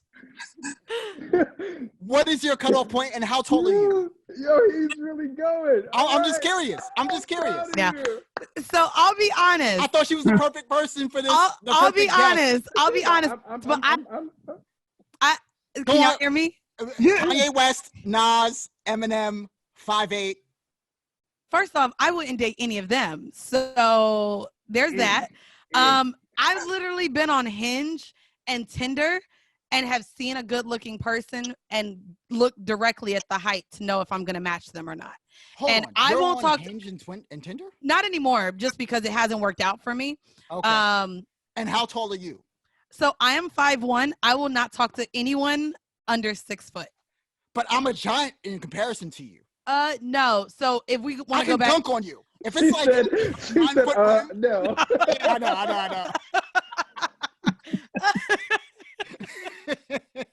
Brandon, stop amplifying it with your heightism. Stop So it, Brandon. I'm You're a- not in a position listen, to make I'm these kind of jokes. a heightist. my heightist. I'm a heightist. A heightist. Oh my How god. can you be a self-proclaimed heightist and not feel any type of way? But what about bagel guy? It's because I have kind of like the Napoleon complex. So on top of narcissism, I do feel like I'm way bigger than really what I am. So my voice is loud. I demand the attention of a Okay. room. So Okay. you got to be tall. You got to demand more attention than me. Time out. So I know enough about you. So now, what about a man that is under 6 foot? Do you think is not adequate? So I don't want to feel like I could beat your ass. Now, if he's 5'10", hold on. So 5'10" is too short. Yeah. Hold on. But She has a preference, Wilson. Let her live, okay? Time out. Wait. Mike Tyson is 5'10". I wouldn't date but like you nah. Are too small for her. That's it. Nah, like I believe that there's like the guys who are 5'8" have short man complexes. Like I could never deal with somebody like Kanye, since you wanted to keep bringing up his name. That they have short men complexes where I feel like they feel like they have to overcompensate because they know that they're the least desired group of men because of their height. Now, I have a very specific question for you. Okay. I think that I can ask it on this show, but it's based on something that I think that I heard you say before in the past. Not on Yes, this. Not, it's not true. while we're It's about not while we're recording. Not While we're recording. See there? Look, I think we need to add Nasty in front of Wilson's name and Nas's name. We need to do the Nasty duo or something. The Nasty Boys. I don't Something. Brandon and I are quiet over here. so dudes under 6 foot. Brandon wasn't quiet when they was talking about 6 foot dudes. Brandon, how tall Brandon's are not you? even 6 foot. He's I was about to 5'11". say, how tall are you, Brandon? I'm 6 foot even. I don't know what he's talking about. Oh, I have no idea what he's talking about. He His just shoes tried to on say you were 5'11". 6'1". Yeah, I He don't was on or know. no? I don't know what his Even problem with is. the I know snipes. I don't have those issues. That's all I'm saying. No shade. I'm just saying. No, I don't know what I it is. know what where my height It's is. 5'9" and above. They don't get called short. Yeah, they do. 5'9" is short. 5'9" is still considered short. It's really 5'10" and up. Nah, What y'all say and about I- Royce the 5'9"? What happened? What you say about Royce? What are you talking about? He's trying to. I don't know, but this is the thing. I think that it's like let people have their preferences, right? I like agree. for me, I agree. When I Yes, date guys, yes. I prefer to date guys that are 6 feet and taller. That's just what it is. I don't have any Period. problems with anyone being 5'8", 5'9", 5'11", but in terms of just what I want, because I grew up, all the men in my family are 6 feet or taller. Most of them are 6'3", 6'4". That's something that I prefer. If you have a preference, then let it rock. I think the problem is you can't convince someone to like a height or like something. No, I agree. I agree. I'm not trying to do that, but you're telling me there's a difference between a man that's 5'11" and a man that's 6 feet. There's gonna be a man that's 5'11" and 6'3". Yeah. No, 6 foot. 5'11" and 6 foot. Yeah, There's a gap. 5'11" and 6 foot.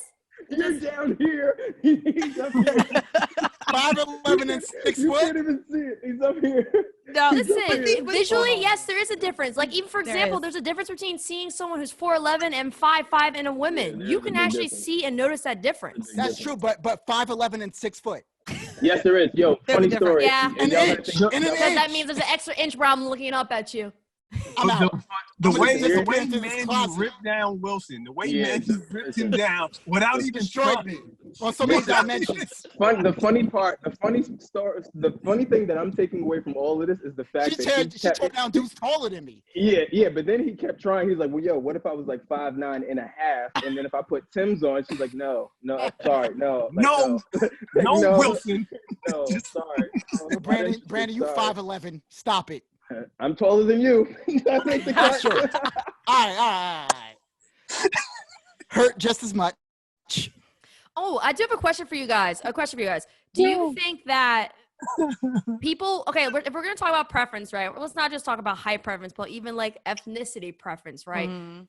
Where do you draw the line towards it being a preference, and where do you draw the line towards it being like ignorant and prejudice? Because I feel like those lines are blurred fetish. sometimes. Or fetish, I would say, because like I'm not gonna lie, I have only dated black men, and even if I've dated someone who was mixed, they were still mixed with black. Like I've only been with black men. It's what I prefer.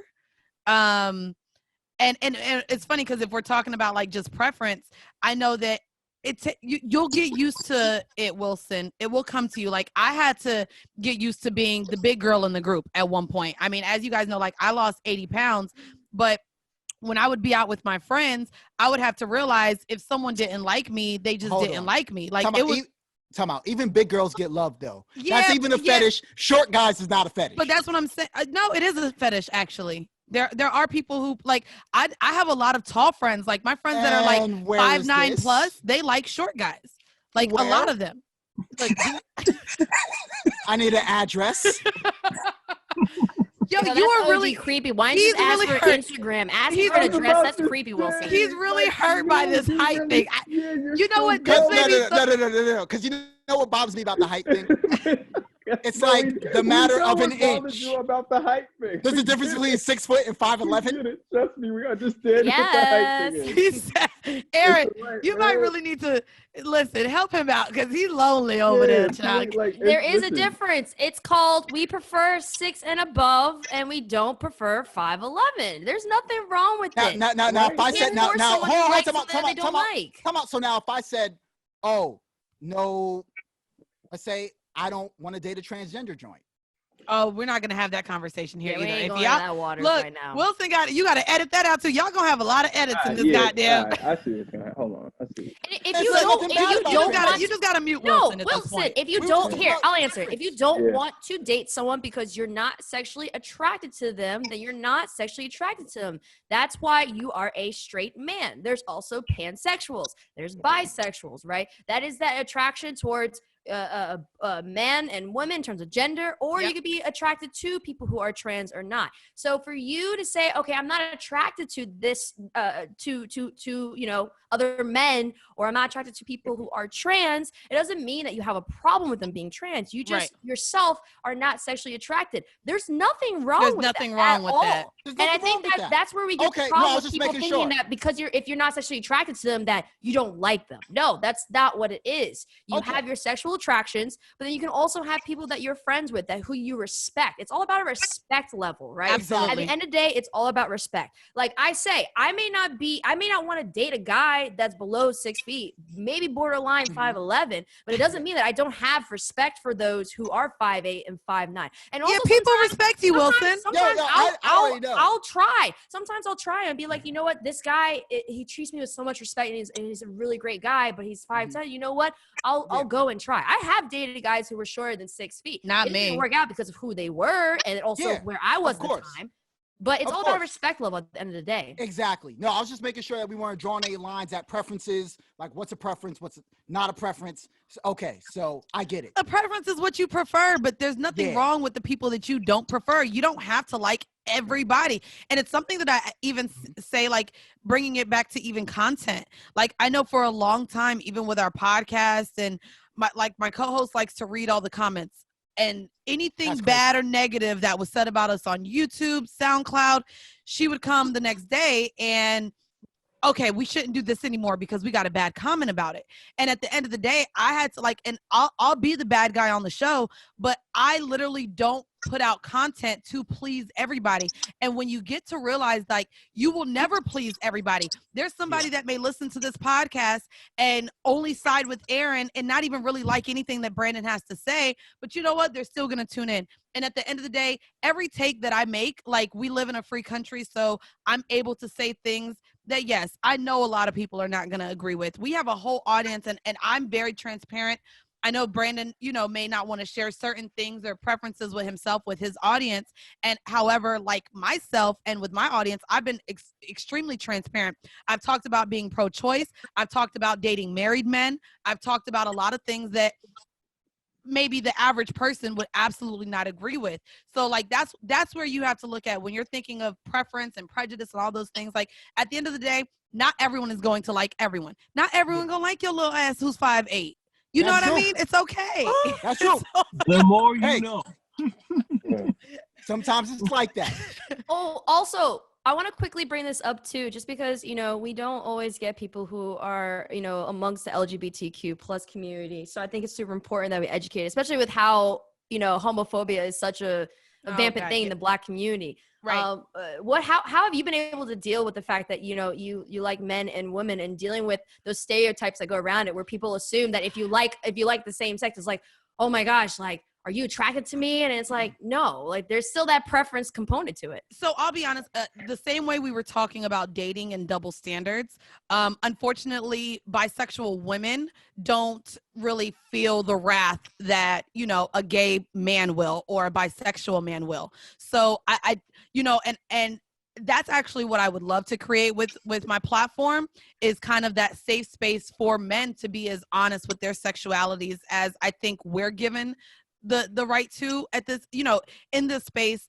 We are, as women, able to be sexually fluid and open about what we like and what we don't like. And I don't think that we have that space for men just yet. I think that even with the Me Too movement, there was a lot of attack on what men do without even holding women accountable for the things that they've done. And so, I mean, again, unfortunately, double standards. Luckily, with the voices that we bring onto my platform, we have had trans men, trans women, we've had, gays, straights, pans, like literally all the LGBTQ elemental P that you can possibly think of. I don't think that it's hard, I would say. I think for men it's harder, and unfortunately I can't speak for a man's experience, but for you and I think that it is a little easier for us to just kind of move about in the space as is. You know what I mean? Yeah. And I think that we're awarded that. And unfortunately, men aren't given that same sexual fluidity to be able to be themselves, specifically in the open eye. I mean, we see rappers that, really throw out homophobic slurs and things because they feel like they're going to be accepted more that way, specifically in the Black community. And it's something that, we have to work on. I mean, we've been oppressed people. Why would we oppress our own people based off of their sexual preferences? You know what I mean? And Wylson, Nas, and Brandon, this is a question for you guys. Like, how do you guys navigate the space, especially with being in hip hop, being personalities, and you have friends who are gay or bi or anything like that, and having these conversations, and then having that sense of security, letting people know about that sense of security that you guys have, where you can say, yes, I have a friend who is gay, or I have a friend who is bi, because not everyone is comfortable with that concept as well, or even having any of these conversations. Like, how have you guys been able to maneuver that? That's a good question. Honestly, I don't care. I feel like the people that know me. They know I'm not Right. prejudiced. I have all walks of life of friends. Like, I don't even worry about even people thinking that I'm gay or anything. Like, that's never my thing. I care more so if you're in my life and we're friends, that's what I care about. And I care about your well-being. I could care less about anything else outside of my core and my tribe. And that's just me. I don't operate off of anyone else's standards. That's me, though. So. But kind of what Brandon said is actually what my answer was to Nazar Wilson's question earlier. Like what someone does in the bedroom does not define them. Yeah, So I really hate that there is so much emphasis on the sexuality of people because it's really none of our business. If we're not in the bedrooms with those people, like what does it matter? Why does it matter? What does it matter? If that door was open I agree. or closed, how does that change? Why does it doesn't change that person? I 100 But I mean, unless that person is like a pedophile or committing some type of crime, right? Yeah, unless they're committing some type of crime.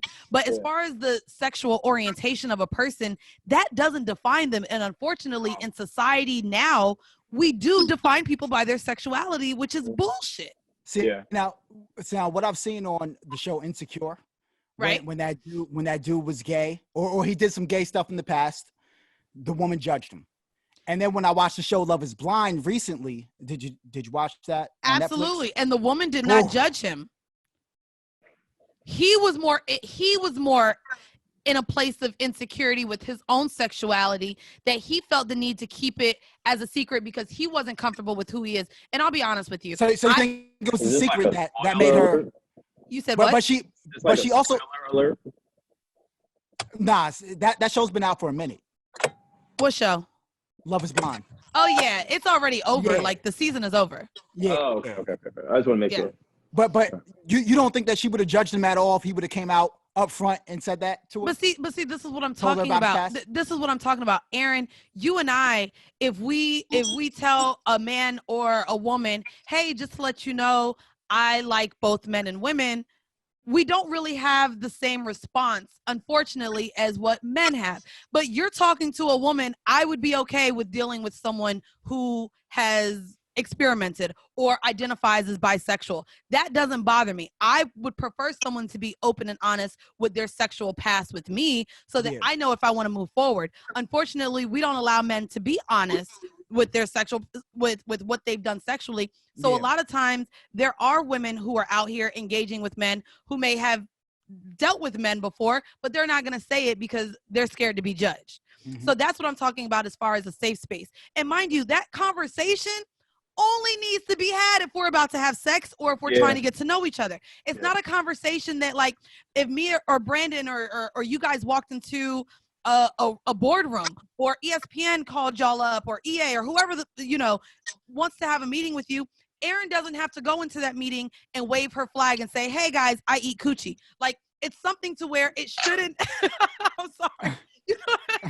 I mean, I'm just saying, y'all can bleep that out. But you get what I'm saying? Driving me crazy, man. Wait, why is my name utilizing these examples right now? I'm innocent. I mean, I'm just saying, the conversation around sexuality doesn't. You don't have to say if you have a girlfriend, Brandon. Like, no one. It doesn't matter. Like, even with Wylson. So like the idea, but this is what happened here, and this is what happened here. This is the problem. Like, you guys make these conversations as if they need to be had over a game of spades, and it doesn't. Well, let me ask this: do you think that there's a way? Do you think that there's something wrong with the way how men are judged and critiqued, be it their money, height, sexuality? Here we go, height. No. I'm just saying. Well, that's in the mix. Right back to that. That's in the mix. No, I'm not trying to bring it back to that, but that's in the mix of masculinity. He's right. Because I'll roll with that. He's right. You know what I'm saying? But I'll say that goes back to what we've set up as this idea of patriarchy and gender roles. But do you also think it's nature? No, it's not even nature, because like I said, like me and Erin just said, as women, we've kind of started bending what they even feel like, what they see the role of a woman is. Because our role is no longer to stay at home and cook meals, because we now can have these jobs. And I would say then we just need to start maybe bending the norms of how we view each other. But as long as men still want to be seen as the head of household or be the masculine person, I mean, I think you guys do it to yourselves. You guys have, dick slinging contests in the club. Who can buy the most bottles? Who's the more flashier? Who has the most women? It's something that you guys do amongst yourself. So that won't change until you guys start seeing what's important. You guys, I think, battle with yourselves more than y'all battle with what we think. And also, women, we do have things too. Like, not to make it seem like, we as women have things that we need to work on too. Brandon has a rebuttal. Yeah. Wait, I was rolling until you said that. Let's get that rebuttal, Brandon. Let's go. Brandon, I think we about to team up. Let's just drill it back, because what I will say is, yes, men do deal with those things and insecurities and all of that, but a lot of those things are put on by women with the height jokes, with the sex jokes, with the things that men are most, I'll say, vulnerable with or sensitive with. Women tend to poke fun at that, especially when women are fed up with the guy. Men do the same, which is why we're so insecure about our waist being a certain size, our ass being so fat, like difference is, but keeping up with our nails and hair. I never said that wasn't the case. I'm just saying that you tried to turn it into just a guy walking around in life with issues, and I'm saying no. A lot of these issues come from women putting men down and making them feel less than what they're worth. No, I disagree. Also, men don't really care. It's a little more. I think it's a little more. It's more complex than that, right? Obviously, yes, there are certain women that put men down, correct? Yes. There's certain men that put women down, correct? But then also there's other factors outside that can affect how someone views things, right? Whether it's the lack of having a father, whether they have a father, whether it's a relationship with their parents, whether it's not the relationship with their parents, whether it was maybe that they were molested at a certain point, maybe they weren't. Like, there's so many different things that affect the way that we ourselves project how we feel onto other people. Yeah. So it's not just black and white like that. Yeah. There's so many different factors. I like when you get in your bag, Erin. You be, everything she said. No, but I agree. So, like, with Wylson, basically what you were saying, though, I mean, it's everyone's job. I mean, I'll be honest with you. There's conversations that I have with my podcast in the kink space, and even with this creatively, like, we may not even see the end of it. These are going to be continuous conversations for generations past us. I don't see me changing how we view bisexual men or how, sexuality is viewed as a whole. I don't think we'll see it in our lifetime. And I'm about to be 30. We're all pretty much, around the same time, millennials, I would say. And I think that there's still so much work to be had. But like we were saying, like, it's just, at the end of the day, it's the conversation that shouldn't be a conversation. You shouldn't judge someone by what they're doing behind closed doors unless you're doing something behind closed doors with them. And that's literally that on that. Agreed. Yeah. You feel me? Oh, I got Brandon to agree with me. I ain't gonna Brandon don't be agreeing with shit ever, for real. Yo, man, I just at where I'm at, I just view things differently. That's all. I just view it different. But that I agree with. I agree with that just because I know enough people in the community, Erin being one, you being one. I know enough people and knowing how it's like a cage almost. And then it's like you don't know how to operate, you don't know how to move. So now it confuses you on your people and what you should do, what you shouldn't do. And then it makes you feel insecure. I understand, and I'm just saying it just sucks that you even have to go through that versus just saying, why does it even brought into the conversation? Like how is that contributing to you as a person and what we're even talking about as far as content or just anything? I don't think it's fair to be brought up. That's what I'm saying. Yeah, I mean, I think that also another thing too with kind of what you guys were saying is that we ourselves as people, like at the end of the day, we all have insecurities. Even the most confident people still have their set of insecurities. But it's just about how you handle and deal with your insecurities and how you have to not project your own insecurities onto other people. A lot of people don't even realize that they themselves are projecting their insecurities onto other individuals. But then also it's a job of the other person that if someone is projecting their insecurities, understanding where that's coming from. I think a lot of times when we're listening to people, we listen for the purpose of reacting, right? We want to react. We want to jump at them. But sometimes for ourselves, we have to take more time to understanding why is someone being the way that they are. Doesn't mean that you have to be with that person. Doesn't mean you have to be friends with that person, but just taking a step back and really having an understanding. Like, for example, we've had conversations on Grassroots where we talked about, Wylson, you're saying that, you yourself do not have a sexual preference towards those who are trans, which is completely fine. And there's been some other conversations where, like, you guys, you say that you have friends who are LGBTQ plus, that you are straight men and you're just not attracted to other men. And there's differing views. But you having differing views does not, for example, make you guys homophobic, which some people have said. I think that sometimes, which I and do the biggest find problem at the insulting. end of the day is that people aren't listening to understand, to process what other people are saying or going through. Yeah, I'm sorry, I didn't mean to interrupt you. I was just saying, I want to say that I do get offended when viewership will say that we say homophobic things. I don't think that we say homophobic things ever. In fact, I think we do the exact opposite. Yeah. Oh, I see, but that goes into what I was saying. If you're reading the comments and people think that what you said is, I personally have taken that out as I think in the beginning, if you're a content creator, whether you're starting a vlog, a video series, or a podcast, it's good to see maybe the comments in the beginning. Maybe your audio doesn't sound good, or maybe they think the visuals could be up, and people will say those critiques in the beginning. But once people become invested into who you are, they literally start to nitpick every word that comes out of your mouth. And so it almost becomes draining to even read the comments, because people can go on and be anonymous and say all the negative things that they could possibly think to say, just because they know it's going to affect you. So I say eliminate that from even reading. Well, also, they don't know who we are, right? Like, for example, everyone assumed that everyone on our podcast was straight, right? They assumed that, it's just 3 straight Black men and Erin. And then, I felt like, even for me, like, at a certain point, I felt like it was important for me to even say something, because for certain people to even think that these 3 guys are homophobic, like, that shows that they really don't know who they are, because they've been super supportive of everything. I've had some very deep conversations, even with the struggles that I've gone through in terms of navigating my orientation and stuff like that. And I think that, like, at the end of the day, like, even whether people know you in person, whether they know you via the podcast, people aren't going to truly know you, and they'll only know what you allow them to know. But that's unfortunately what is the mind fuck, because everyone who listens to you, mind you, they're listening to us 1 to 2 to 3 times a week, or for hours on end, to where they truly believe they know who you are now. Like, they know your cadences. They know they know your friends now, because you've shared stories about your friends. They know your family now, because you've talked about your mom and your dad. So that's unfortunately where we had to realize they do think they know us, and we do share enough. And even if Brandon isn't the most transparent person, Brandon, people that listen to you weekly think they know you.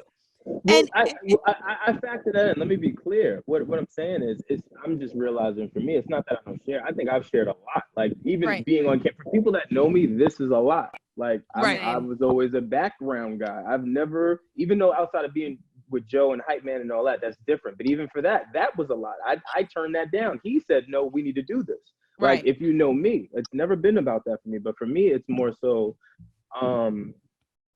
as I get older, it's more so me appreciating, like, the people around me and wanting to protect them. Like, for example, I was on live with Lyric, right? And mind you, Lyric, I really like her. I was on that live. I have no problem with Lyric. Yeah, I have no problem with Lyric. But my 11-year-old nephew jumps on, and Lyric is Lyric. It's like, you know what I'm saying? So for me, I'm more so conscientious of that. And then from a brand perspective, like, okay, great, we're content creators and we do all this, but yeah, I'm gonna have the screw face if we're still dealing with companies and businesses that are vested. Yeah, they don't want to. They're thinking they're gonna hear something on our end that's gonna be substance or whatever, and then hear something else. They're gonna be like, oh wait, hold on, I didn't know that this was a part of the brand. Like, people don't factor these things in. You know what I'm saying? And that's my issue with shit like that. So it's not about not wanting to share, it's just knowing, it's now understanding what I want to share and what I don't want to share. Like, for example, Joe Button TV, literally, for those that know that, it was 24/7. You would sit down and he would have the camera in your face. There was no privacy. There was no nothing. There's a video, he busting into my room. I didn't even know he's in my house. My parents let him in. And like, so, you know what I'm saying? Like, it's those things where it's like, maybe I don't need to do that now. I don't feel the need to. I will say though, just for you, and from being someone who's on the complete opposite end of things, although there are brands that, have shied away because of our content, that being politically correct is such a gray space even now, because there are so many companies that look for those diversity conversations or the LGBTQ conversations and are open to seeing, and I think even just we're open to hearing different takes as well. Yes, there is sensitivity. Wylson, you might need to watch how you talk a little bit, but like, as far as the conversation, I think it is still very, it's noble, and we're making strides to changing how we view things just by having these conversations with people that think differently. So, I like what y'all doing. I love that all of y'all are so very different. Brandon, you have a home, Nas lives in a car, and then you have Wylson in a closet. So I think that you guys are really, the American people. Yeah, word. I that rifle away. I thought you put that rifle away. Yeah, she's still just letting off. Like, yeah, I get it. Nowhere. Just letting off. Yo, none of y'all hit me with a Narnia joke. Y'all should have been called me with a Narnia joint. So the funny thing is, let me just neutralize that right now. No, I was going to, but then she started killing you, so I was like, I didn't want her to kill you and then me kill you. I was like, I couldn't do that. You know what? I never defend myself. Yo, the crib is customizable. That's what it is. I can move this motherfucking rack. Show y'all the big screen real quick. Stop playing with me now. Customizable. You just move the rack a little bit to the left to the right. Open it up. Alrighty. All right. You move your jackets to the left and your shirts to the right. Oh my God. Look, now he got a window if you do that. Well, Mandii, I just want to say we really appreciate you coming on with us. It's been a great conversation the entire time. And I love how the convo just flowed so well. Right. And I apologize to whoever has to chop this up. It wasn't that bad. Oh no, you chopping this. Oh yeah, you chopping this audio up. There was nothing. Well, Chris I think Chris is still here. Chris has the points. Yeah, Chris is marking the points. Thank God. Bless Chris's heart, because we didn't have him. It would be a wreck, man. Because I'm not. Yo, Chris, give me a thumbs up if we're all good, man. See, we're all good. But thank y'all for having me. And I know, me coming on, I know that the conversation was going to be different than I can't talk to y'all about video games. I ain't even going to hold you. This is what we're going to do, right? Yes. We love you. We don't have no beef. We understand. We're going to try to help you. We're gonna try to help you. That's what we're gonna try to do. Because I will say it's funny. This is one big growth circle. Erin's growth. I'm growing. Wylson is growing. Not with height. Growing. Whoa! Them rifles out. That stopped. Nobody has a problem with any of this. All this emasculation. Okay. Yeah. Okay. No. Okay. Yeah. It's all good. It's all good. I'm rolling with you. That was foul. There's a revolution coming. I'm gonna be the one who. Listen. I had to throw that punch. We kept telling him stop bringing up sex conversations, and he kept doing it. So I had to throw that punch and get him. Yeah. Okay. Yo, if this were normal circumstances, I would be hot. I probably would have kicked you. But because we're quarantined, I know that we're all dealing with things in so many different levels, emotionally, mentally. I'm just trying to pray through it and get through it. Rest assured. But if this were under normal circumstances, y'all would have been fighting over the 3 inches that y'all are different in height. That would have been pretty bad. That conversation. No, honestly, thank you for inviting me, Brandon. Thank you, Erin. Thank y'all for having me. I've been on the platform before. Your fans are awesome. And by the way, I'm going to share it on here like I shared it when you came to my podcast. Thank you. Your live show had the best looking group of men that I've seen in a room in New York in a very long time. So I actually need another Grassroots Live when this is over, specifically for dating purposes. Yes, I'm going to listen, but goddamn, I've been to a lot of live shows, okay? I have never seen such a good looking group of people in one room like I did that night. I ain't even gonna hold you. You're welcome. It was an Mandy did amazing say live that. show. She Friends did we say have. that. Yeah. Am I the only one hurt that she didn't say on stage? Yeah. It wasn't the best looking group of men on stage. Oh my Like, god! I didn't even think like that. I was like, yo, because that's what I thought she was going. I was gonna be like, you took so many steps Yo. forward. Like you were up here, and now you just keep coming down. He's man. going back down to 5'8". That's where he's going. oh my Those god, rifles away. Alright. He's dead. He is dead. Yeah, He's I can't dead keep letting him get attacked like this. Nah, Listen, y'all, thank you guys for tuning in. Thank you guys for having Save me. me. Thank you guys. Yeah, Listening he's to dead, horrible as decisions. always. Yeah, no, he's bleeding out right now. Medic, we need a medic. You know what the people are gonna see? I showed nothing but love. Yeah. Okay. You're gonna win here. You may win here. I'm you a may martyr. Win here. I'm a martyr. You may win here. Thank you guys for tuning in, Martyr though. for As hype. always, Jesus like how we hype. started the show, and like how we end the show. Be sure to Jesus subscribe, hit the notification button to be notified for the latest and the greatest episodes, as well as make sure you subscribe to the newsletter so that you can get the latest updates for our events. Want to thank Mandii for coming on. Again, always taking time and showing love. Obviously, we show love back. And then obviously you're gonna toss it to Erin. Let's go for the Discord. Yes, I'm happy you got the Discord. Join our Discord. We have so many great conversations, not just gaming, but also about music and more. On that note, I'm Erin Ashley Simon. Brandon, I'm regular Dallas. I'm Wylson. Did he freeze? It was frozen. Did you just say duty free? Did he freeze? Oh. Yeah. Oh. Brandon did a little bit. Yeah, you froze quite a bit. Yeah, Okay, we frozen. And our guest? Oh, and guys, I'm Mandii B. You guys can follow me everywhere at Full Court Pumps and tune in to the Rona Report everywhere you listen to podcasts, as well as WHOREible Decisions every Monday. Word. Plug. We out. All right, we out. Grass.